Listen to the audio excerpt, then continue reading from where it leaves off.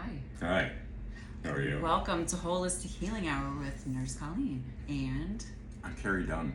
I'm super excited to have you here today. Thank you Yes. for having me. Hi. You are probably the smartest person I know in the nutraceutical industry, the most knowledgeable. Right.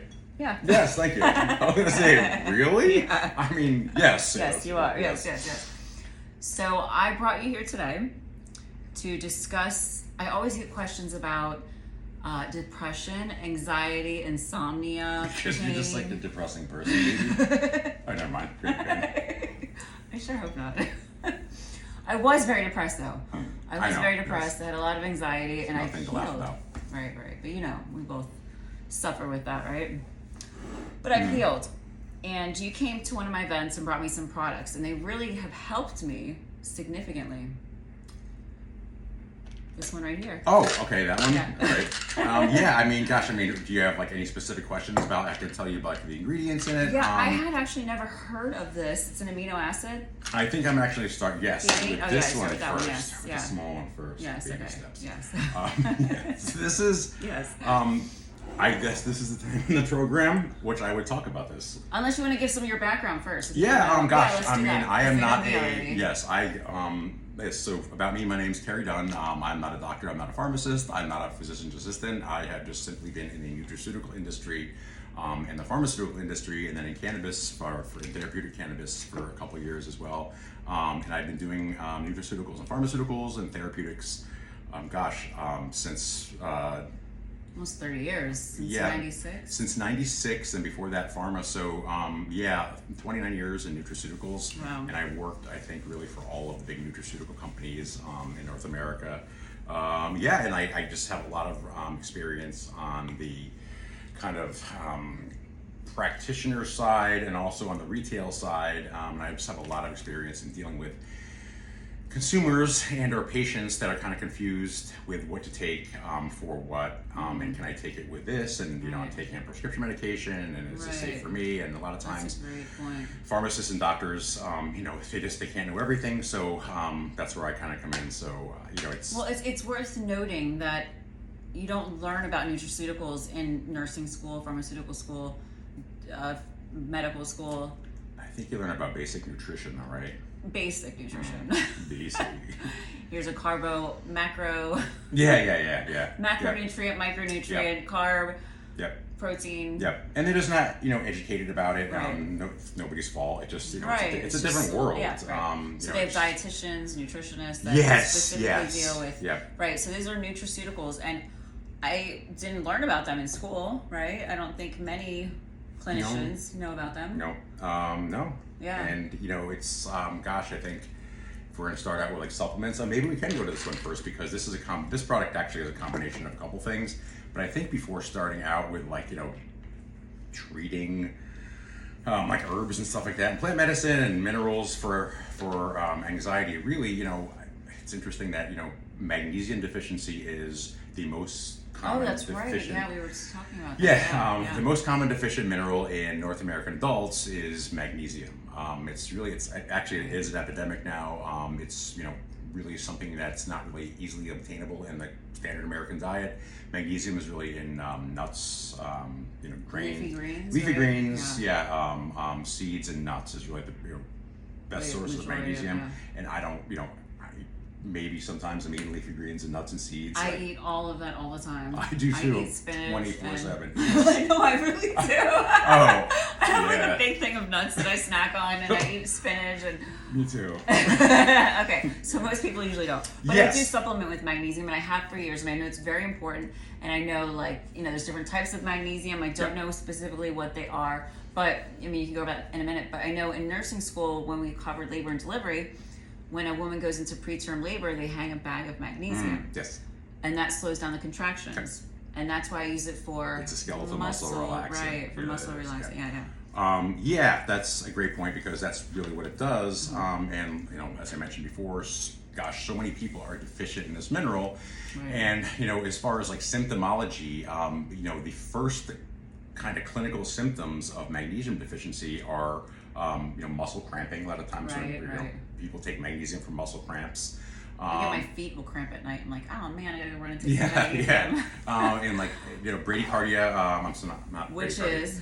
I'm not bradycardia, arrhythmia. You can Okay, do, it's like, okay. kind of like mess with the electrical, the voltage in your heart. Right, because and then, we run off electrolytes, potassium, magnesium, calcium, sodium. yeah, our heart is it's electricity. That's how it pumps. Yeah, Yeah, we're electric. yeah. So yeah, it's. And bradycardia is a slow heart rate, but it's actually arrhythmia, which is irregular. Yeah, too much magnesium can actually cause bradycardia, which is a slow heart rate. Interesting. So, a lot of people may be magnesium deficient and they might be experiencing anxiety because, like muscle cramping and arrhythmias, Right. anxiety is a clinical symptom of magnesium deficiency. And with so many people deficient in magnesium, sometimes, just adding magnesium-rich foods or a magnesium supplement to your diet, it's typically can't hurt. Should be the first course of action before you go on an antidepressant or anti-anxiety. Unless you can't take magnesium.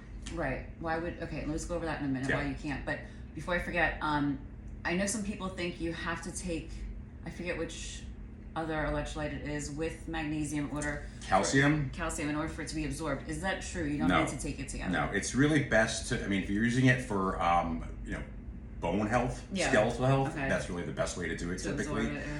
But for, really for muscle or anxiety. yeah, for anxiety, especially, just, Take magnesium by magnesium itself. is fine. Yeah. And what type of magnesium? So that's the thing. There's so many types of magnesium nowadays. It's like like going by maple syrup now. It's like it used to be like there's like two kinds of And I maple know syrup, one of and now them it's can like really like clean you out, makes you yes. go So to the bathroom typically the nonstop, one that's been whatever. around forever Like Go Lady. is called yeah. You gotta be careful. So magnesium does have a laxative effect to it, especially If you take depending too on much, the type. yeah. Yes, for and sure. just for reference, the D. It used to be called the RDA, then it was called the RDI, now it's called the DV, the daily value. It's what it's what our people say we should have in a day. Yes, like so many calories, so many proteins, Correct. so many. The daily value is 420 milligrams of magnesium. It went up about 2 years ago from 400. So what that means is 420, really? Yeah, Cheers. yeah, oh my gosh. Smoke some magnesium, man. Magnesium freebies. Don't do that. Yeah, so if we're not getting that, if you're getting 419, technically you're deficient. under, Yeah. right, So okay. a lot of people are taking a little, 420 up to 1,000.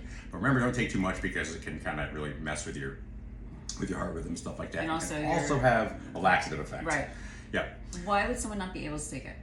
Great question. I can remember back when I was like a total acne face, I was on tetracycline. So when Okay. people are on like the tetracyclines, Yeah. like doxycycline and monocycline Yeah. and tetracyclines, they can't take. A lot of times they'll say don't take antacids or calcium magnesium products Okay, within wow. 2 hours of this because it Okay. actually really inhibits the absorption of the tetracyclines of those Gotcha. antibiotics. Okay. Also, Interesting. statin medications. Wow. Yeah, calcium, magnesium, antacids, which have aluminum too, which also are very antacid, like calcium, magnesium. Shouldn't take them with any statins. A lot of people are on statins.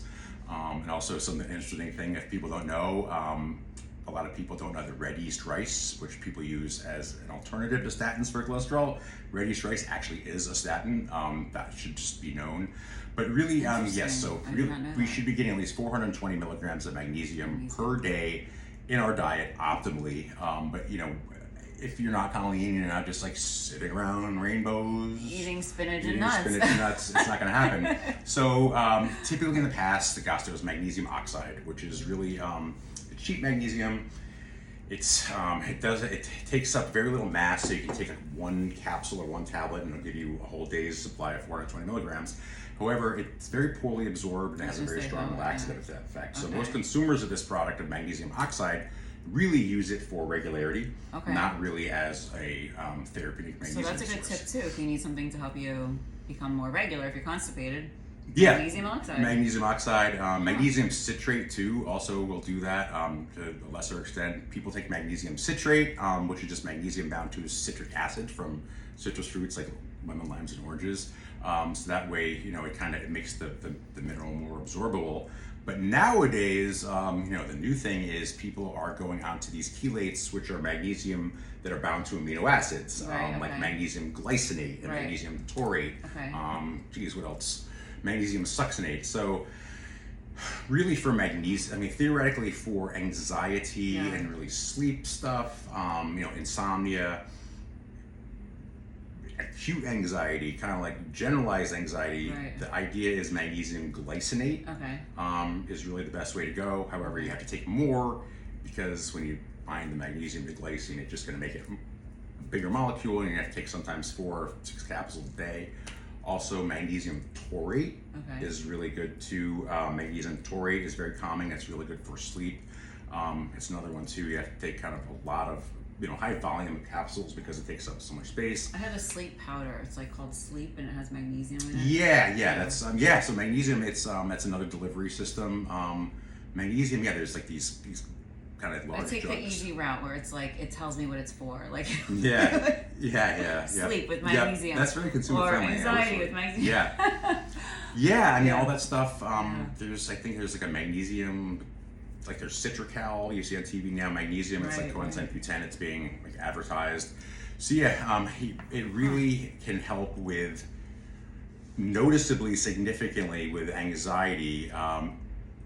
Especially if someone is deficient in it. I mean, because deficiency is what's going to cause like clinical symptoms. So if someone's deficient in it, yes, you're going to see a difference. But really, the only way to really know if you have clinical magnesium deficiency is do labs. Right. But maybe start with that, and maybe kind of go over your diet and really look how much your typical diet every day. Nuts and leafy greens. How much magnesium are you consuming? Right. I mean that's really seeds. You said too. Yeah, nuts, seeds, and leafy greens. Leafy greens, okay. Yeah, So like almonds have kale, a lot of magnesium. Spinach. Yes, and interestingly enough, hemp seeds. Okay. And there's even a product now. Huh? Yes. Oh, wow. There's even defatted hemp seeds now, which is just hemp seed protein powder. Okay. Oh, I have seen that. Yeah. Yeah. So that was like very like upstate New York of me. I'm like, yeah. I just threw that in there. Throwback. So hemp seeds are, like a plethora of nutrition. Okay. 3 tablespoons of hemp seeds is roughly about 10 grams of protein. It's a complete protein for humans, meaning it has all the essential amino acids that we need. It's got some omega-3s in there. Vitamins and minerals, it's got a little iron, but the great thing about hemp seeds is per 3 tablespoons, it's got 45% of the daily value of magnesium. Wow. So it's got about half of our magnesium per day. And hemp seeds, that there's good fat, there's good omega-3s, good omega-6s, little plant-based iron in there, which really, plant-based iron has a low potential of toxicity, so nobody really has to worry about the low amount that's in there.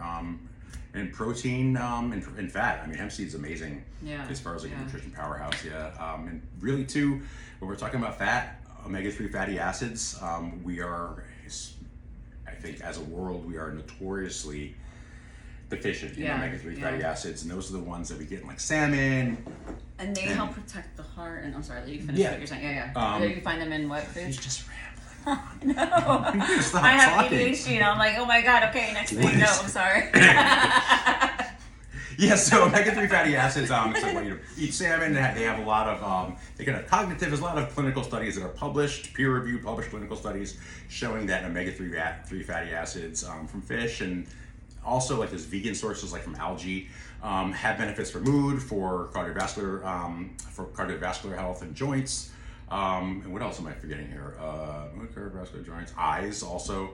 But with so much more current research talking about inflammation and systemic inflammation and neuroinflammation, we are inflamed. Our brains are inflamed. Neuroinflammation can contribute to all kinds of not positive mental effects.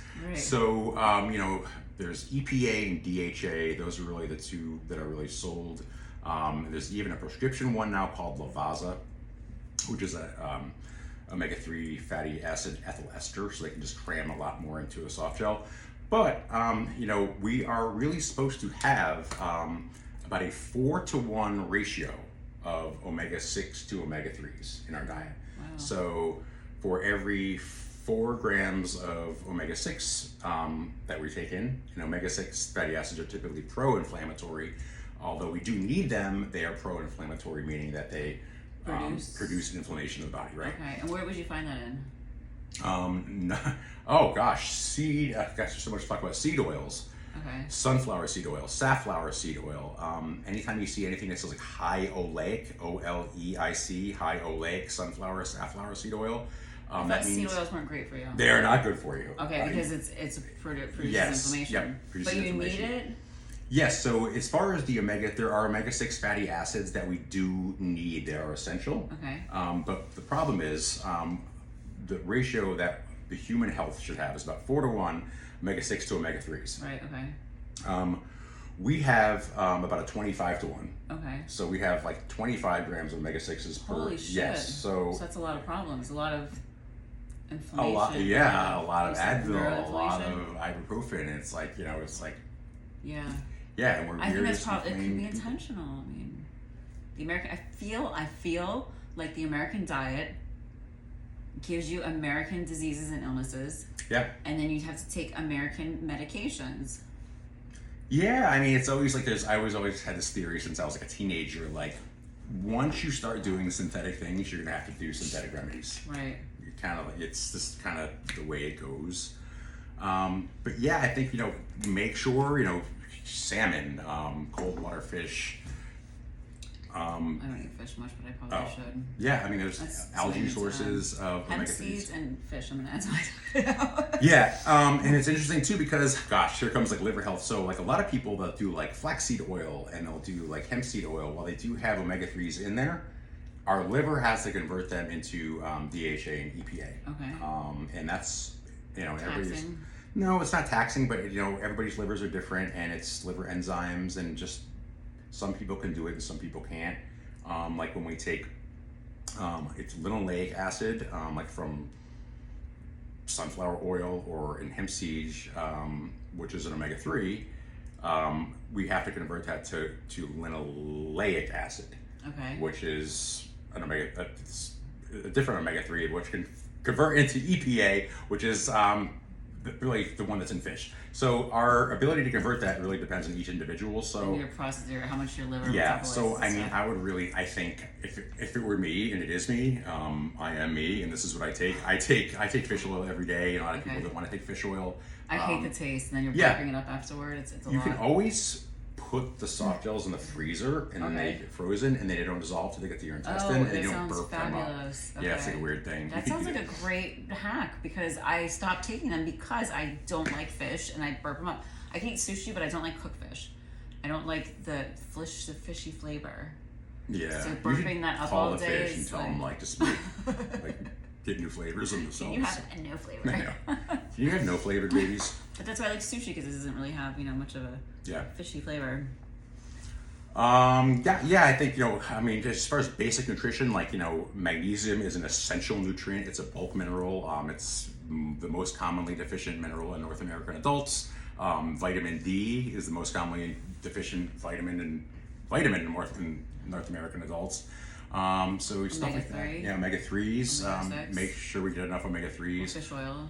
Yeah, Are both 6 and 3 in fish oil? There might be, no, there's... But we get 25 to 1, so we don't need to worry about getting 6. We just really need to get omega-3. Yeah, everybody's different, but typically I think, anybody who eats food is getting more than enough Anyone who eats food. omega-6s. Anyone who's alive. If you consume food with fat in it, I know. If your heart beats and you pee, you are getting You enough are omega-6. pooping on a daily basis. You are getting enough omega-6. Oh, you're gonna get the worst, you don't right? need to worry about it. Like somebody sitting in a Subway restaurant and they're like, yeah, got enough omega-3s. It's worse. Yeah. So, okay, let's recap real Right. quick. Magnesium. Did you say vitamin D is also good for? Yes. Depression, Yeah. anxiety, Absolutely. Vitamin D is actually really, in the pathway and the cascade of, especially things like testosterone and hormones. Vitamin D is absolutely necessary, as is cholesterol, by the way. Interesting. Yeah. And vitamin D is really important. You can get that from the sun. Yes, and actually, you don't get it from the sun. No. No, you get it from your skin because your skin makes it from the sun. Synthesizes it from the sun. So you have to. Right. I know. You have to get sun. Yes, Right. you have to get sun. I know night nurses have issues with vitamin D. I had very low vitamin D when I was working as a night nurse. Most commonly deficient vitamin. So what would you take for vitamin D? I'm so glad We you didn't discuss asked. that yet, right? We No, talked we about didn't talk about vitamin D. magnesium and omega-3, and now vitamin D. Yep, that was a Okay. good recap. Yeah. So vitamin D is interesting because... And I'm going to write all this like in the text too. So Yeah. you'll have it there. So you don't have to worry about writing while you're listening to us. And I know I talk fast too. It's the anxiety. Breathe. Let's not take a moment to breathe. Actually, I think all the time, like, I worked for a company once when we had like 10 minutes where we do like sit-ups, yoga, and do whatever you want. Everybody should just like take a moment to breathe all the time. So vitamin D. When I had anxiety really quick before, Yeah. I felt like my diaphragm was like up here and I couldn't get a deep breath. I Yeah, was 'cause, constantly, like- I felt like I was like strangling, like I couldn't breathe that because is my such anxiety a was common, so high. Yeah, it's a common symptom of anxiety and panic. It's like people have panic attacks and like I'm afraid, like, I think I'm choking. Yeah, like I'm gonna die. Like I can't breathe. And, like, yes, exactly. Yeah. it's horrible. So vitamin D, interestingly enough, back in the 90s, really the most that came in supplements was 400 IU, which is international units. And I remember telling people, like, don't take more than that because it's fat soluble, it's going to build up and you're going to get like rickets.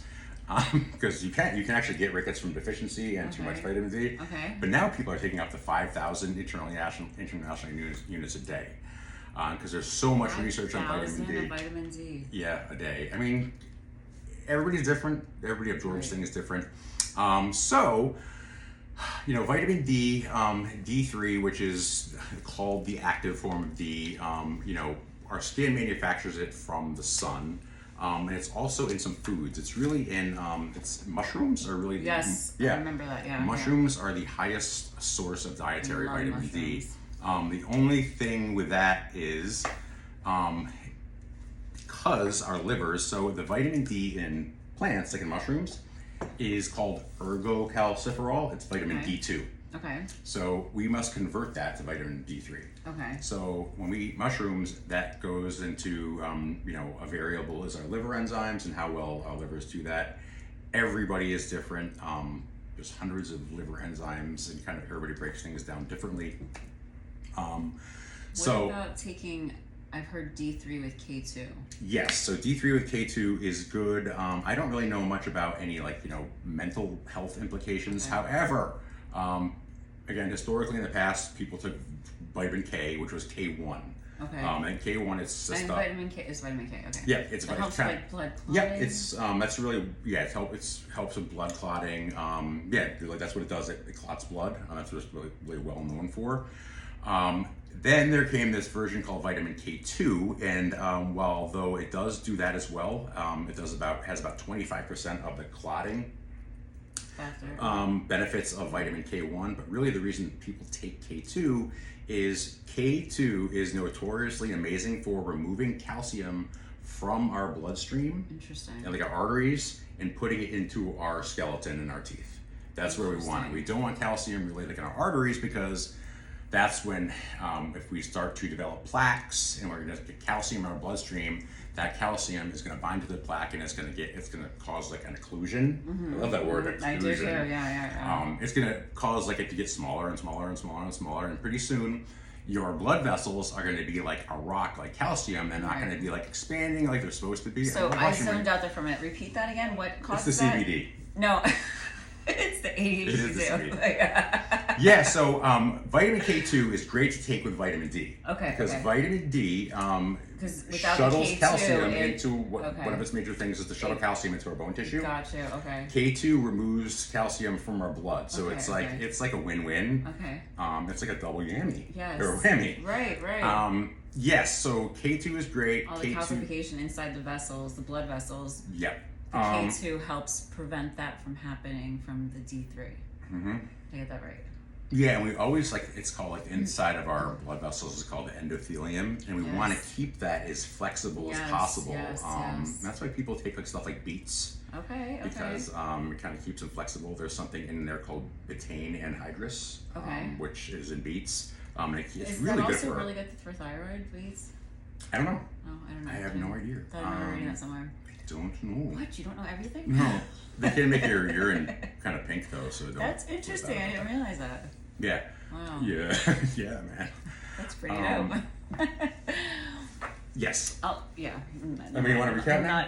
So yeah, no, let's finish vitamin D first. Vitamin D, yes. So if you're gonna get if you're not going in the sun, and if you're like a fair skinned person, or if you're a person that doesn't really, if you're in the office all day or in an office all day, or a night worker or something like that, vitamin D is so important for 400 something physiological processes in our body.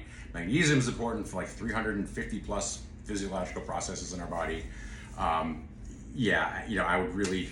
Gosh, maybe get your vitamin D levels tested. It's a blood test. A lot of us are deficient, so really the only way to know is doing blood work. But yeah, I think really taking making sure that your bases are covered, vitamin D, magnesium, enough omega-3 fatty acids, and really it's like diet, sleep, exercise with mental health too. And it's yes, that is very, very, very important. A catch-22 because like if you're depressed, you have anxiety, it's like you don't. It's hard to get up and do this stuff. Mm-hmm. But exercise, sleep, how many hours?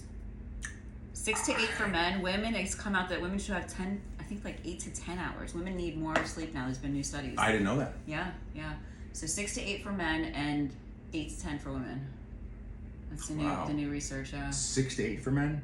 Yes. Yeah, I like to get around 8. And 8 to 10 for women. There's so many people that are like I get like 4 hours, like The Rock, like Dwayne Johnson, he sleeps 3 hours or 3. Yeah, it's just like how do you do that? I've been more, and I don't know if it's because I'm happier, I'm in a better place, I'm like eager to get up and do stuff, but I've generally been falling asleep around 2 a.m. Yeah. And getting up at I got up at 6 today, so that's 4 hours. Oh, that's not good. No, like 7 hours. Take drugs. No. Yes, I can. I'm kidding. Yeah, no. Just take some drugs. So yeah, we'll go, and I mean sometimes I would sleep until like 7 or 8, and that's like 5 or 6 hours, but I'm not getting enough sleep for sure. But I'm functioning great and I feel great, so maybe I am. I don't know. Yeah, I think it's like my hormones. I can't sleep. I'm like up till 2 a.m. And then I'll fall asleep watching TV. Yeah. And the noise will wake me up, and I can't go back to sleep for a while. Oh no. Yeah, it's super annoying. What are you watching though? Like wrestling. Very exciting, pumping, like people killing murder, death metal concert. Dexter. Yeah. So maybe that's why I can't sleep. Yeah. I'm watching something called Bloodline right now on Netflix. It's really good. So to recap. Yes. Diet. Okay. So we said magnesium, vitamin D, omega-3, diet, exercise, sleep, hydration. Yeah, hydration is a biggie too. I think especially with people with chronic pain. I think, gosh, I remember working at health food stores, and I would always say, how much water you drink a day? And people need to quantify things because everybody drinks a lot. And then you say, how much is a lot? Oh, at least a glass. Right, and then for every cup of coffee or tea that you drink, because it's caffeine and it dehydrates you, you need 2 cups. What is this? How many ounces is this? So it's like 8 ounces is considered a full cup, right? 8 ounces is a cup, yeah. So this is 2 servings, right? We need 2 liters. I need one of these minimum. For 2 liters a day of water is what we need. Yeah. So before you start taking any antidepressants, anti-anxiety, pain meds, all those things that are over-prescribed, insomnia medication. Not that they're bad. No, there's nothing wrong with them. People need them and people benefit from them. And especially if you're having a really rough patch, if you're going through a lot of stress, a lot of emotional stuff, nothing wrong with taking some medication. I've done that before too. But I encourage you, because I feel like once you get into that trap of taking medication, you get stuck there and you're afraid to stop taking it because you feel normal. Right. So before you jump on board with taking something, try magnesium, vitamin D, omega-3, change your diet, clean it up, no processed foods, limit sugars, even sun. Limit sun. fat, I think sun, we're living, exercise, breathing things. We need hydration, good air, good clean water, and sun. It's just I think a lot of people feel better once they get a little sun. Yes, absolutely, absolutely. Do. Yes. That's another big thing that I changed with my lifestyle. I ride my bike to the gym. Yep. Often, at least 4 days a week. Work out there, ride my bike back. Then I go over to the pool and lay out for an hour. And I meditate while I'm there, and I do yoga at the pool. Yeah. And all of this has significantly improved my quality of life. Yeah, I think if you're proactive about anything cut back too. My sugar. It's like there's a saying. There's a saying. It's hard. I'm sorry to cut you off. No, there's sorry to cut you off, but shut the fuck up. Yeah. It's like a car. It's like if you're taking good care of something, it's a lot less. you're a lot less apt to feel bad about yourself. Right. If you're proactively taking care of yourself, it's harder to feel bad about yourself. Yeah, I had somebody on like social media who's have end stages of cancer, and I'm like, listen, this is this is what you need to do. Well, I don't want to change my diet. Well, it just depends on how bad you want it. Like, how bad do you want to feel good? Yeah. And that's it. Like, what are you willing to sacrifice? What are you willing to change? And if you're not, then maybe maybe medication should be the first. Yeah, choice. I mean, and I always want to mention the ability or space to do that. Like, maybe you're working a stressful job and you don't have the, But I would say do some yoga, stretching, meditation in the morning, after work. You have to like you said, be proactive and do these things that are gonna make you feel better. Yeah, I think like that's what we should be doing anyway. And like I don't do that every day. I mean, nobody's perfect, and I don't do it every day either. But it's important do to what you can. Yeah, and it's like I think there's like, especially in like my industry, there's like this stigma that like pharmaceuticals are bad and like drugs are like this is bad, and it's like not true, but it's funny because it's like a lot of things that are nutraceuticals. They're just not regulated. They could be. There are a lot of things like GABA is a pharmaceutical in other countries like Germany. Interesting. But it's like, but if you're here, it's like, oh, it's natural. Well, I guess, but if you cross like the imaginary line in the sand and you're in Germany, like that's a pharmaceutical and that's bad. But it's like interesting. And things. But like, do they say it's bad, or do they use it as a pharmaceutical because it's a better option than benzodiazepines? Yeah, they do. I think it's there's not that dependence liability. There's not going to be that physical withdrawal, and like with benzos and benzodiazepines and barbiturates, which really who takes those now? And like, but those are given for anxiety. Yeah, I would say booze, benzos, like and Xanax, barbs. Ativan, right? Yep. The withdrawal Valium. is what kills you. I mean, with alcohol withdrawal, benzodiazepine, like Xanax withdrawal, you can just cut back alcohol, please. Please. I mean, I know it can be therapeutic. Like I will have a glass or two of wine every now and then. But it's now showing that it causes cancer. It's not healthy. Brain fog, killing brain cells, the whole thing. Like it's just not great for you. So if you're consuming it in large quantities on a regular basis, please cut back. Yeah. Alcohol, like so carbohydrates are 4 calories a gram. Protein is 4 calories a gram. Fat's 9 calories a gram. Mm-hmm. Alcohol is 7 calories a gram. So alcohol is like between protein and carbs as far as caloric, but the thing with alcohol is if we don't burn it off immediately, like if we're not like drinking it while we're like running, it's going to store as fat. Really any calories that we don't really burn off are typically going to store as fat, but alcohol really has no choice in our bodies but to store as triglycerides. That's what it's converted to in our liver, and triglycerides are fat, and a lot of times when our livers can't handle the triglycerides, they spill over into our blood, and that's when we go get our triglycerides checked, and our healthcare provider's like, you have high triglycerides, and we're like, I don't know why, and it just may be because like you're drinking 2 bottles of wine a day. Right. And when I was drawing blood in the hospital, you could actually see the fat it separates inside the blood. It's crazy. Yeah, really interesting. Yep. Fascinating. Mm-hmm. Okay, so we've covered supplements and I want to talk about theanine. Yes, exactly. That's what we were going to talk about next. Yeah. But we talked about magnesium, vitamin Z, omega-3, diet, exercise, sleep, hydration, and now we're going to talk about theanine. So theanine or L-theanine, both interchangeable. It's the same thing. What theanine is, it is an amino acid. It's a non-essential amino acid, meaning that we don't necessarily need it in our diet for physiological purposes. Like we're not going to build muscle with L-theanine supplements. It's not that kind of amino acid that's going to build muscle. It is an amino acid that occurs naturally in tea leaves. Interesting. Yes, and for those who don't know, because any certain kind of tea or all tea? Because I drink a lot of tea throughout the day. Let me tell you something. You want I should tell you something? Please. So, white tea, black tea, and green tea, it's all the same plant. It is all the same species of plant. Okay, it is that's fascinating. The camellia, I know. You just blew my mind. That's what I was like, you want I should tell you something? So white tea, like a lot of people, white tea, it's all called Camellia sinensis. Okay. That is the Latin name for I thought there was tea. like different tea plants. No. Well, there's like the Geerling tea and stuff like that, and there's like Earl Grey tea, but it's all the same plant, but like Earl Grey has bergamot added to it. But like, so shit. white tea, it's like white tea I is. thought it was like different strains of cannabis and different strains of tea.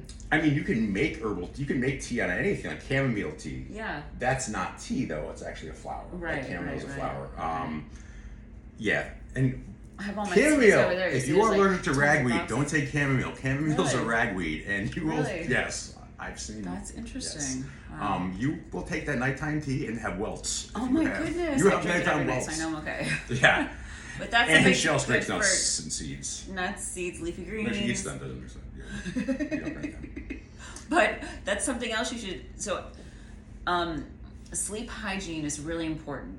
I have, I guess, terrible sleep hygiene if I'm up till 2 a.m. But I do drink chamomile tea every night. I go upstairs at like 10 p.m. because I'm like, I'm gonna go to bed soon. No, you're not. You fall asleep to like Roman gladiators fighting, right? Right. Oh my goodness. Yes. So tea. So I was talking about tea. I know we're going over the. I was telling her if I go off on tangents, just reel me back in. I'm just trying to like drop some knowledge. So tea, like really, when we're drinking, like there's black tea and like there's green tea. And they're also, and green tea, by the way, is the most commonly consumed beverage in the world. And there's white tea. Interesting. It's all the same plant. It's called chemiosynthesis. However, it's the different stage of maturity of the actual leaf. Wow. So the earliest fascinating. stage when it's really considered Right. consumable, when it's considered okay to make a tea for consumable, is when it's the white stage. Okay. Oh my It's God. white first. Okay. How old Puberty. are you old enough to be here? So yeah, when it's like a baby little tea plant, Yeah. it's white and it makes white tea. Oh my goodness. And when it's in that stage of development, it doesn't really express any caffeine at all. There's no caffeine in Right, that, but there's a okay. lot of polyphenols. So white tea has a lot of antioxidants. Right. There's actually some antioxidants in there that are Interesting. specific for protecting our skin against UV, the Okay. ultraviolet spectrum of rays. And then as it grows, it gets add a white little tea. older, it gets like a little pubescent, you know what I mean? Yeah. It turns into green tea. Yeah, It gets into the green stage, and at that point, the antioxidants go up even more. The caffeine starts to express even more. Okay. And also at that time is when this amino acid is found naturally in this green tea plant. It's called L-Theanine. Okay. And then once the tea gets older and older and older, like Yeah. we all do, it gets like, it's like, it turns into what we know as black tea. And then black tea has the most caffeine and a little less antioxidants, and it does have theanine. The interesting thing about theanine is, and I think it's just, it's like drugs. It's, they're not good, they're not bad. It's a very helpful tool. Right. So I mean, it's completely changed my life. Like, I honestly, it's like it's where you could drink caffeine and it takes away the jitters if you take it with Yes. caffeine, but it also makes you kind of sleepy. Yep. So So it just there's kind of like, makes you like zen, like oh. yeah. So if you The haven't serene one is used one I'm theanine, taking. yeah, that's a combination of Yeah. that's got magnesium, that's got GABA, which is an inhibitory relaxing. That's our main inhibitory relaxing amino acid. So theanine is really cool, and there's a theory that like Buddhist monks, they drink so much matcha. Yeah. And by the way, That's matcha interesting. tea is shade grown, so it has about 3 times the Fantastic. theanine as normal green tea, but it's expensive. They drink so much matcha tea, so there's like this theory that they can just like drink tea and meditate all day and not be all spazzed out because the theanine kind of counteracts the stimulation. Yeah. I mean, that's theoretic, but there are proven benefits of green tea, and there are like mechanisms of not green tea of theanine or L-theanine. They're both the same, and there are mechanisms of action which are actually pretty cool with theanine, and one being that theanine. Like a lot of other things cannot. Theanine can absolutely cross the blood-brain barrier. Okay. And when it does cross the blood-brain barrier, it increases GABA activity, dopamine activity, and serotonin activity. And really those are kind of creativity, focus, motivation, attention, and pleasure, which is good for anybody really who might be experiencing depression. Like, have you ever heard of anhedonia? It's like when a lot of people, depression experience that, where like they really can't derive pleasure from anything. It's like, gosh, like I used to love chocolate I've and having experienced sex that and myself. Yeah. going to the gym, but like now Right. it's like I can't even feel happiness. So Yeah. I think cannabis comes in a lot, can help people with that too, because it can Yeah. give them that euphoric feeling, Right, kind of right, spark right. that feeling. Absolutely. And I didn't know Microdosing that. mushrooms, Yeah, absolutely. So it can, go into our blood-brain barrier and increase the production and activity of those kind of feel-good neurotransmitters. Also, which is a really cool thing about L-Theanine is we have these excitatory neurotransmitters called glutamate. Yes. And that's what happens like with withdrawal of like benzodiazepines and alcohol and barbiturates is we have this like glutamate storm. Okay. And that's what causes like seizures, and glutamate causes us to experience anxiety and increased heart rate, increased respiration and sweating and all those symptoms of I wonder if anxiety. that was causing me to have like seizure-like experiences before. It could be. I mean, glutamate. Like production of. Yeah, so that's what monosodium glutamate. I mean, Okay. MSG. That's why people that Gotcha. experience. Yeah, Okay. monosodium glutamate is just one sodium molecule Interesting. bound to glutamate, and it tastes really good. Right. So yeah, But it makes could be sense. leading to anxiety. Right, because you're increasing the Wow. glutamate in your body, and glutamate is an excitatory neurotransmitter, and we want everything in balance, and with alcohol withdrawal and with benzodiazepines, they increase GABA activity, which is an inhibitory neurotransmitter. You take those drugs away, our body tries to establish homeostasis or balance. Right. That glutamate is like, bah! And our body just gets overwhelmed. So what's really cool about theanine, it also has the ability to, it's called an antagonist to our glutamate receptors. Okay. So it actually blocks glutamic acid from polarizing them. So really good for that for people that have, a lot of glutamate activity. Excess glutamate is also a neurotoxin. That's why people that can go through like repeated alcohol withdrawal can get like brain damage, a lot of cognitive damage and stuff. Yeah. Yes, absolutely. So it can actually block that receptor and really block that kind of the glutamate storm. Also, so far it has like two cool mechanisms of action. So it increases our production of feel-good neurotransmitters, serotonin, dopamine, and GABA. Mm-hmm. It also blocks it blocks our glutamate receptors. So the glutamic acid that activates them and makes them go all kind of fire off and awry, it kind of blocks them, so that doesn't really happen. Also, there are clinical studies showing that L-Theanine increases our alpha waves in our brain, and we have our brains emit different types of frequencies and measured in hertz, and I think alpha waves are 8 to 12 hertz. And alpha waves are the ones that our brain really demonstrates when we are in like our relaxed creative stage. Okay. Like when we're sleeping, it's delta. We have like delta waves, and then like there's theta, which is like relaxed and like more creative. And when you're first waking up, and then there's our alpha waves, which are like relaxed and focused. So a lot of people take, one of the, how can I word this? One of the best things about theanine is that a lot of people don't experience like excessive drowsiness with it. You gotta kind of play around with how much you take. It does make me tired, but I'll usually take like one of these instead of two. I believe the dose is 2. Yeah. Although this writing is so small, I'm like, I cannot see this. I gotta like, take a picture. It's actually really big. You're like 50,000 years old. I'm kidding. I'm actually older than her. I can go down any moment. So typically the dosage of theanine in supplements ranges from about 50 to 200 milligrams per serving. There are some. This is 200. Yeah, there's some now that have up to 600 milligrams. I take 600 milligrams. There's not really any.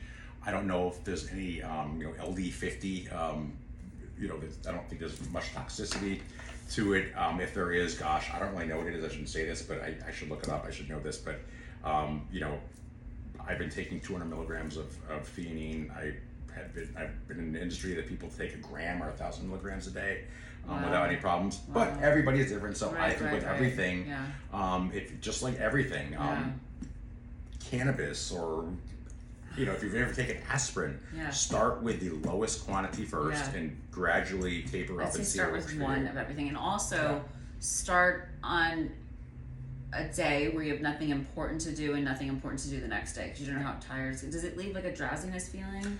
Absolutely, it can.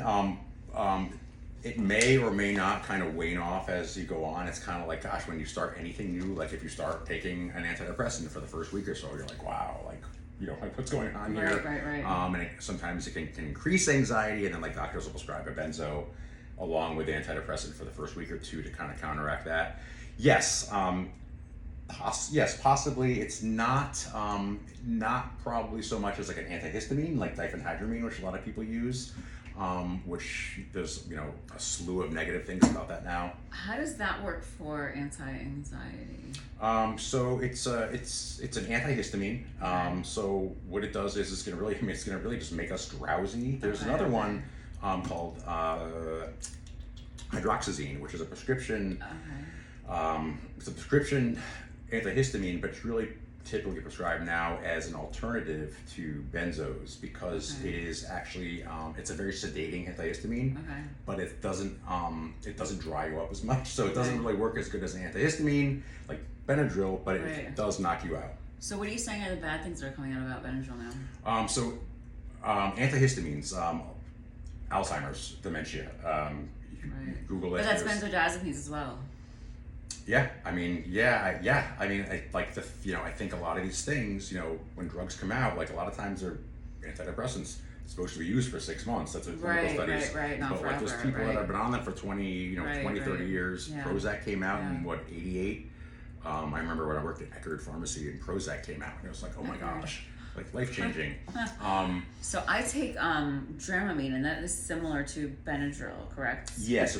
Dramamine I get really motion sick. Maybe we should start using like lemongrass or something instead. Or ginger is really good for motion sickness. That's true. Too. Yeah. Dramamine. There's two kinds now. There was interesting. Yeah, there's meclizine Dramamine now, which has less drowsiness, but it works better. It has a more rapid onset, and there's the Dramamine, which is like the old one, which is I forget what it was called. It's like it starts with a D. Yeah, it's not diphenhydramine. No. It's I forget. Something similar. It's very sedating too. Yeah. No, not really as much, and it also has a very short half-life, meaning that it's out of our body quickly. So it's not like the next day people are going to typically be knocked out by it. But again, start at 50 milligrams, work your way up. I take 600 with no problem. But you've been taking it for a long time. Yeah, I'm just kind of a high-strung person. Right. That's just a lot of us kind of run more. I keep telling you he needs to do some psychedelic therapies. I'm going to get him there one day. I don't know. I mean, we'll see what happens. I think it's like life-changing, honestly.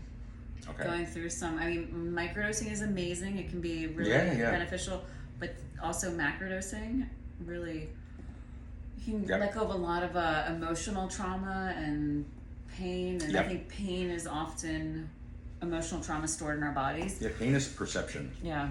It's like, the whole, I love saying, pain is perception. Like, sometimes pain doesn't really exist. Right. Like, when you go to the doctor, the doctor can't, look. There's no, picture, and it's like pain. Right. And it's like whatever the patient says it is. Yeah, whatever the patient says. It's like if the patient says my pain is, the worst thing ever, they could have the same pain as the patient who says my pain is, a 1. But it's all perception. And there's people with phantom limb syndrome that feel pain in, an arm they don't have anymore. Yeah. I have a friend who has that really bad. Yeah, it's nocioception. Nocioception is perception of pain. Yeah, so theanine is really great. Start with 50 milligrams, or maybe even drink green tea. But I also want to mention too that like everything else, there's not always good stuff with theanine because it can make you drowsy. If you are on any sedatives or any psychiatric medications, or if you are drinking alcohol, cannabis. For a lot of people, they wouldn't think twice about it. But not everybody's the same. I mean, somebody might take this and consume cannabis and fall down. So, with anything that we're taking with psychiatric medication and anything that might be sedating, you want to be careful. Also, thyroid medications can interact with, antipsychotic medications can interact with. So they shouldn't take it at the same time, or not take it together at all? They shouldn't take it together at all. Okay, interesting. Gosh, I think if you have a beer, you take L-Theanine, or wine. Many of us won't even notice the difference, but then there are people that might fall down and break their hip. It just, that's what happens. Yeah, so use with caution. Yes. Also, the big one is with L-Theanine, is with high blood pressure medication. So if you're on any antihypertensives, make sure you ask your healthcare provider what he or she says about that, because this can lower blood pressure, which can be good. But in certain populations, you should, not so good. Yeah, you should take your blood pressure before you take blood pressure medication. Especially if you're taking this, because it could lower it, and then you take medication, and then it's super low, and then you're passing out. So these, this brand, you sell this brand. Yeah, actually, I do sell this brand. Yeah, but it's also available at Whole Foods, correct? Yeah, it's available at Whole Foods. Yeah. Cool. So if you're looking to get some, you can go get to Whole Foods. Super easy. Yeah. Anything else that we want to talk about? How long has this been going on for? Look, 50 minutes. Oh my God, numbers. Did a great job. Thank you. I had to mention today. So today we went over to an event at MMJ Health in Delray. It was great. You know, they had like a couple dispensaries out there. Weed Maps was there. We met this guy with this marijuana deck. Marijuana. Yeah, it's like an Adirondack. Is that how you say it? It's like not it's not as much like an Adirondack.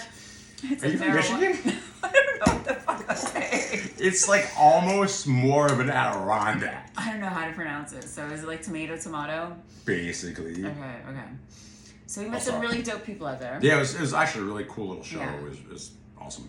Ellie and her Nice husband, I people. think his name was Nick.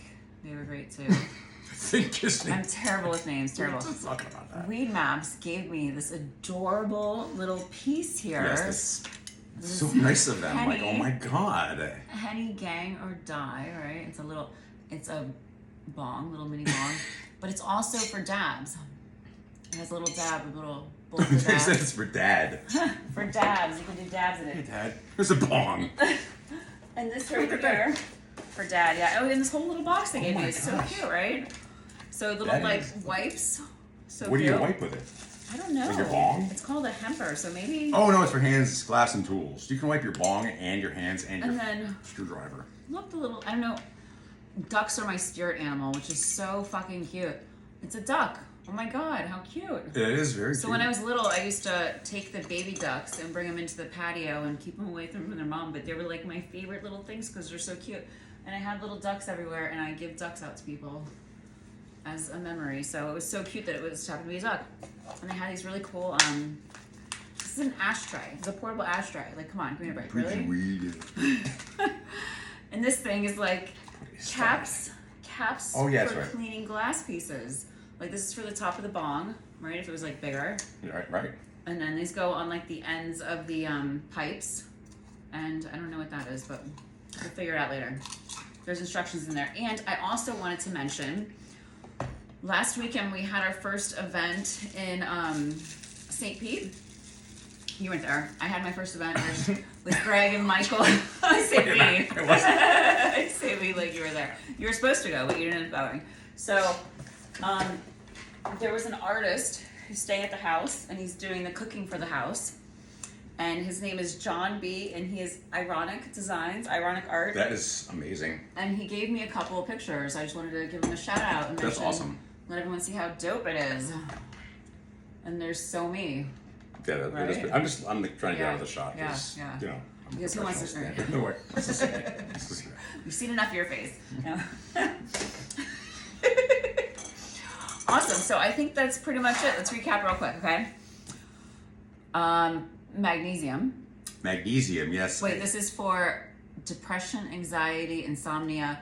And pain too, because magnesium helps with muscle pain. If you are experiencing these, before you go and get on a pharmaceutical, please first try magnesium, vitamin Magnesium, vitamin D, Omega-3. omega-3 fatty acids. D, diet, exercise, hydration, sleep, with sleep hygiene, which means Sugar. We didn't talk about sugar. no, we didn't talk about sugar. Yeah, sugar. Try to cut I did out the mention sugar. that you should cut out sugar. I am such a hypocrite with that because I'm like my two best friends are I think my three best friends are Papa John, Ben, and Jerry, but don't eat sugar. Yeah, sugar, man. I used Gosh, to eat a lot of sugar. I don't anymore. inflammation. Like, oh my gosh, Yeah. inflammation, neuroinflammation, brain Yeah. inflammation. It's just, and we see like CT scans, like when we consume sugar, like IV. Yeah. Our nucleus accumbens and our amygdala, the part of our brain that's Yeah, involved yeah. with addiction, lights up, and it's like it lights up just like it does when we are administered cocaine. The Interesting, same amount of the interesting. same part of the brain With sugar. is affected. Yeah, because it's all dopamine. It's like it's like gosh, like sugar. It's like you Jones for it. It's like I need sugar. And it's like it's that dopamine, that motivation chemical, and it's what's really gosh, unfortunately involved in pleasure, motivation, and happiness, but also like big time in addiction. So Yeah. everybody's brains are different. So there's so much cool research going on with that What do stuff you- continuously. What do you think about milk products and neuroinflammation? Dairy. I hear dairy's linked to. I don't know. I mean, I really don't know, to tell you the truth. No Because I information, know, yeah. I don't know. I mean, I don't know for sure either, but I heard haven't that. seen studies. Yeah, I love cheese, so I don't plan on giving it up anytime soon. But lactose, like people like I'm lactose intolerant. Humans are lactose intolerant. Yeah. Like humans. Yeah, I just realized your necklace matches my glasses. Oh yeah, I did that on purpose. If you heard like any rustling in the bushes last night, I'll be wearing tomorrow. Yeah. What is that? It's just scary. We call him Russell. We call him Russell. Yeah. So, yes. I don't know. I mean, my point is, oh man, milk. So cow's milk. I mean, we humans are the only, we're the only species that consumes other animals' milk like proactively. I don't. Do you? I mean, I eat ice cream. So cheese. I'm sorry. I love cheese. I eat cheese. Okay. I don't like milk though. Yogurt. But milk is tough because like milk it is a great source of protein. It's a good source of calcium, but calcium you can also get from like broccoli and green leafy vegetables. But milk is tough because too, right? Yes, absolutely. Casein. There's two kinds of proteins in milk. Yeah. There's whey. It's like addictive. Yep. Yeah, so casein, they're actually, another thing too, it can actually kind of activate that addiction center in our brain. Casein also is very mucus producing. It's really what causes like mucus, especially in So children. I've heard that it's also linked to inflammation and Yes, neuroinflammation. and casein is also linked to inflammation, systemic inflammation and neuroinflammation. And then the sugar in milk, lactose. Humans don't manufacture lactase. Right. Which is the enzyme that we need to break down lactose. And that's why you're taking the lactate. Yes, like Lactaid or like milk, which is like lactase fortified, like lactated milk. Because if we eat too much of that sugar, we're not going to break it down. It's going to cause, like, you hear that noise, and you're like, oh my god, I'm in for it. It's always like when you're like at a fair. It's like never home. Like it's a like milkshake. Yeah, I know. Like on a train. I took the train recently. I met some great people on the train. I really, really did. I had these. Just picture like some guy like, hey, there's Scotty. It actually was. It was two guys. The one on the way there, they were both really super sweet. The one on the way there, we ended up getting like assigned seats together, and the second one, he started talking about my bike because I brought my bike with me over to Tampa, St. Pete. What you got, a bicycle or something, man? What are you riding around? I'm like addicted to riding now. That's good though, man. Yeah, all those endocannabinoids. Yeah. I think so. Yeah, milk. Who knows? I mean, gosh, people have been drinking milk forever. Yeah, right. I mean, it's so interesting how you normally don't develop an issue with lactose until you're older. Like usually, children don't really have like the gas and bloating and all that. I never really thought about that. That is an interesting when phenomenon. I was younger, I used to drink glasses of milk and put milk in my cereal and milk. And now I don't drink milk at all, but when I have cheese sometimes or different milk products, I get like, Yeah, it can happen. Yeah. Interesting. Fascinating. Gosh, and is there anything else? I mean, I don't know. I mean, maybe we take a list of things next time or talk about stuff. There's a lot of stuff like people use for anxiety, depression. Yeah. 5-HTP.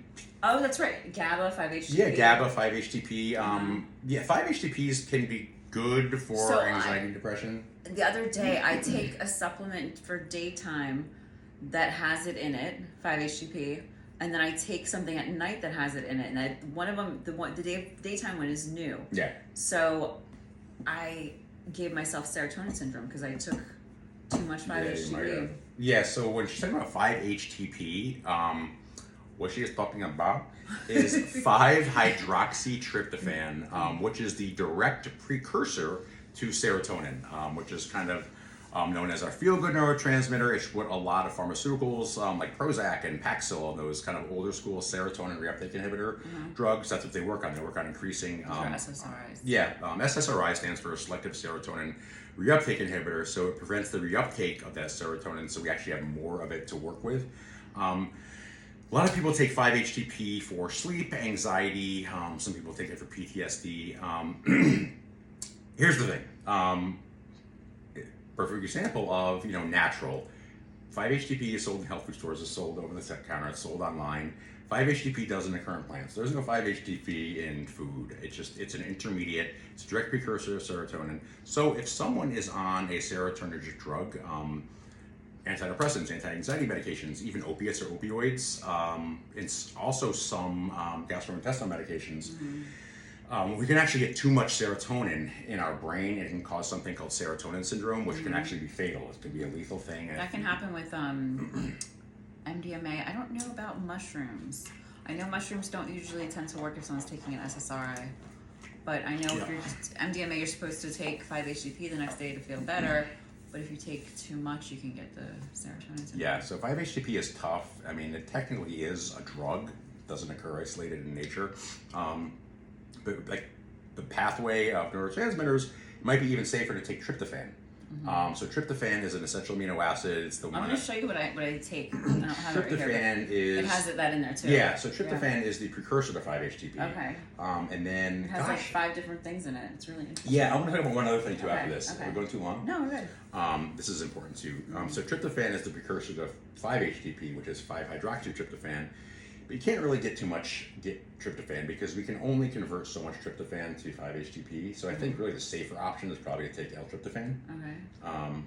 But the thing is, you got to take it on its stuff. Okay. So usually when people are taking amino acids or single amino acids, it's important to take them on empty stomach.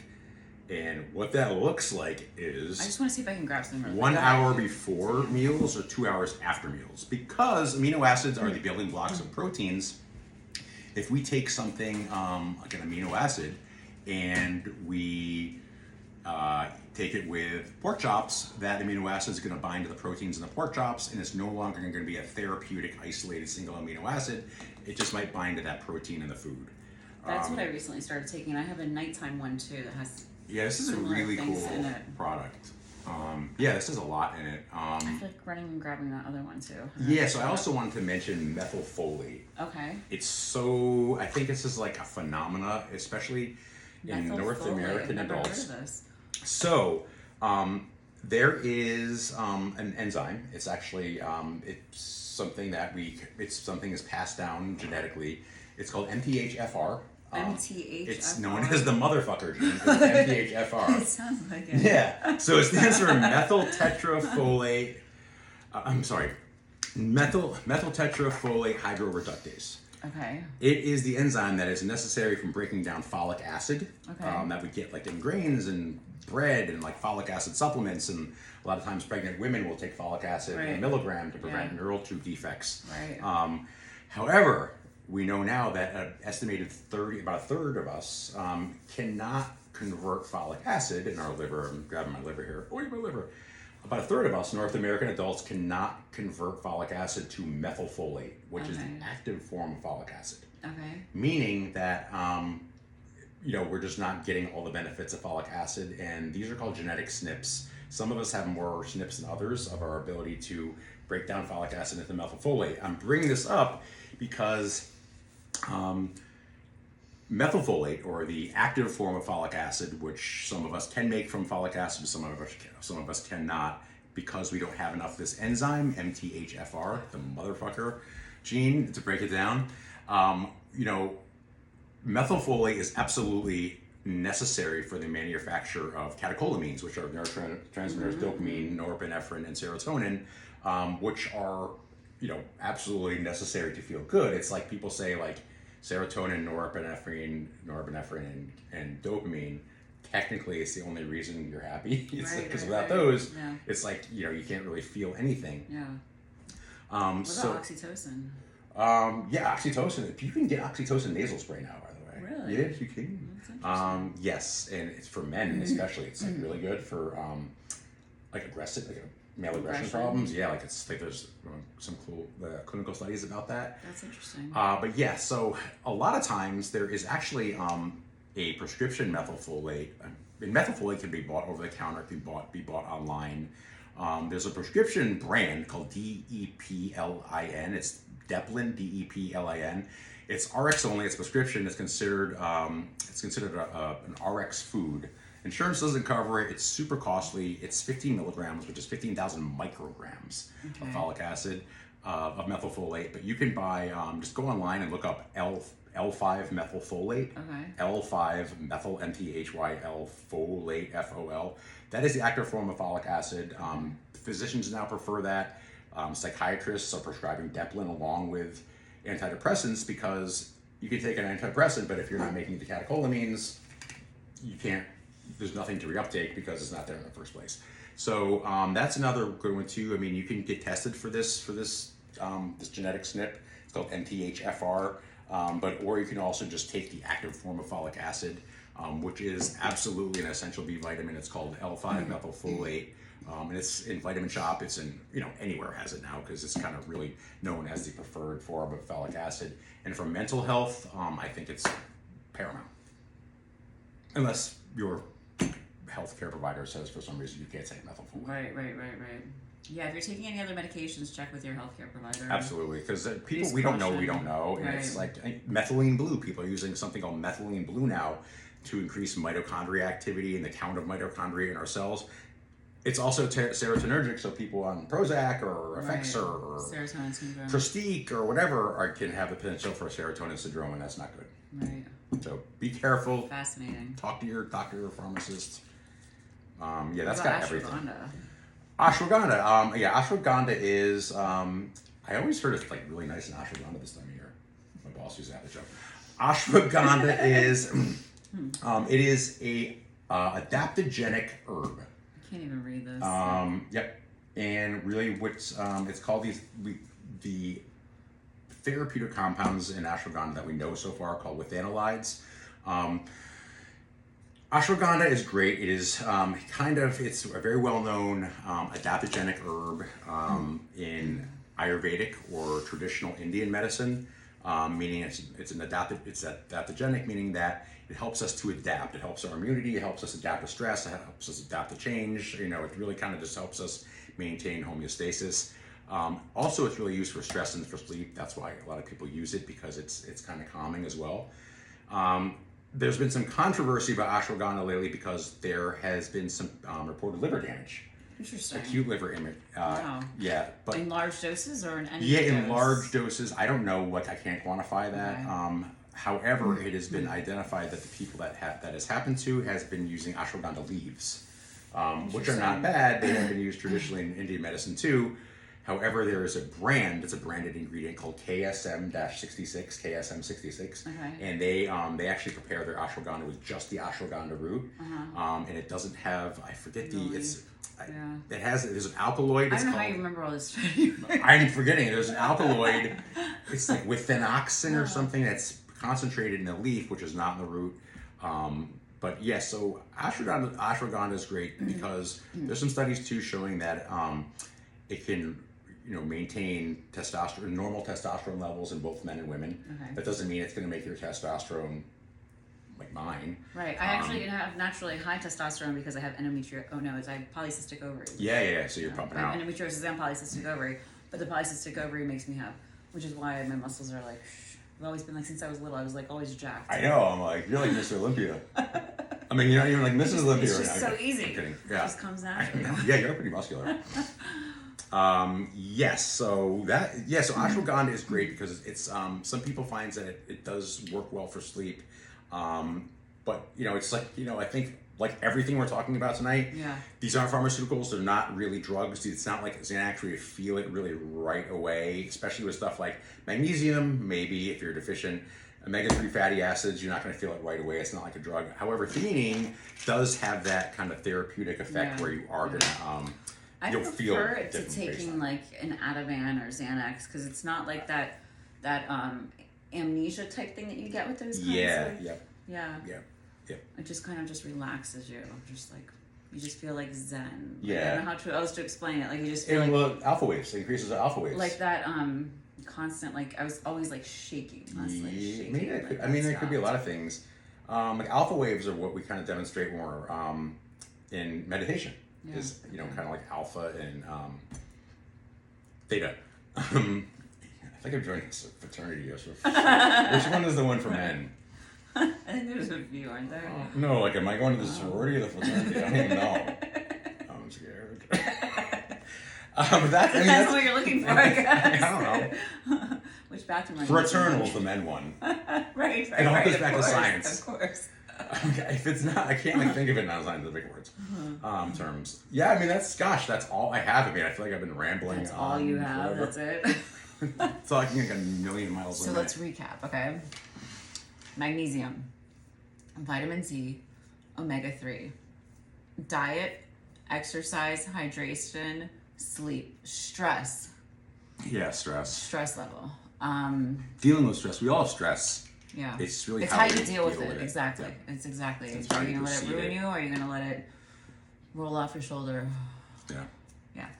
L-Theanine and this theanine serene.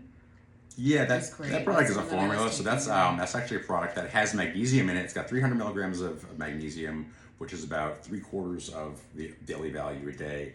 Also has 500 milligrams of GABA, which is it's an amino acid, but it is also our inhibitory neurotransmitter. It also has something in it called taurine, which stops that glutamine and glutamic acid storm from going on. It kind of blocks those receptors. Taurine is also a brain protectant. It's a non-essential amino acid too. And then it's got some holy basil, which is also known as tulsi, Tulsi, in Ayurvedic medicine, which is another adaptogenic herb. And the cool thing about tulsi is, or aka holy basil, I don't think it's in there. No. Holy basil is really amazing at lowering cortisol, like serum, like cortisol levels in our blood. So yeah, a lot of times with too much cortisol at nighttime, like we want cortisol in the morning because we want to be like, oh my gosh, it's like wound up because cortisol, it's a hormone and it makes us feel awake. But when we have too much cortisol at night, we're not going to sleep well. Cortisol actually kind of makes it so we don't really burn as much of our own fat as fuel. It makes it harder to burn fat. So yeah, it's all kinds of things. There's so many things. Yeah, so many things. And don't forget to breathe. Look, it's 111. Oh my gosh. All right, we gotta end it now. It is time to end it all. Was wonderful. It's cash in the chips. Close the books. Thank you very much for being here. Yes, thank you for having me. He has like just a wealth of knowledge for I will be nutraceuticals. standing on the corner talking about gibberish in an hour. That's where I found him. Exactly. Yeah. 4th and 5th. It was great. Yes, thank you very much. So this is the first podcast of Holistic Healing Hour with Nurse Colleen. And I have Kerry Dunn on today. I will have different guests on each episode. I might even come in by myself sometimes. And I'm ready. I'm excited. I'm excited to start a new journey with you guys. Thank you, everyone, for listening to me go on and on. Yeah, love it, love it. It's going to be all about holistic healing. Bye, guys.